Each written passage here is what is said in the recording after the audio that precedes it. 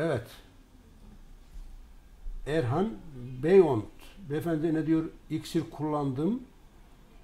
Bahsettiğim öksürükten eser kalmadı. Ha, iksir kullanmış. Gökçek iksir ve hemen geçti diyor. İksir kullanmış, öksürükten eser kalmadı. Maşallah.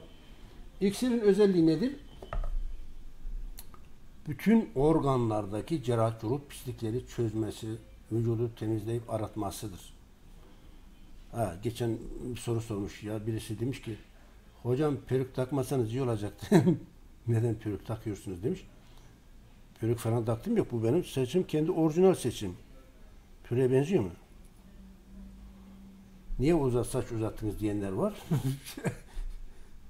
Şimdi Peygamberimizin sünnetidir her şeyden önce bir. İkincisi, Amerikalılar Kızılderilileri 6. hisleri çok güçlü olduğu için askere almışlar.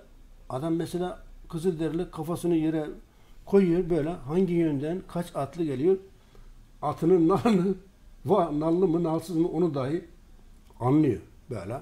6. hissi çok güçlü. Amerikan askerlerini aldıkları Kızılderililerin saçını kesiyorlar. Adamların saçları kesince 6. hislere kayboluyor.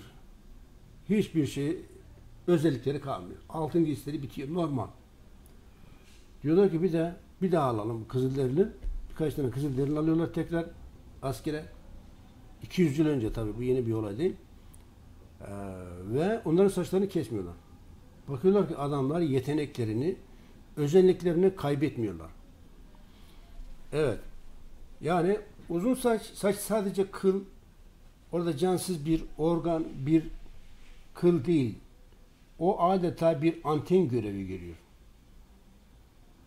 Yani çok özel fonksiyonları var.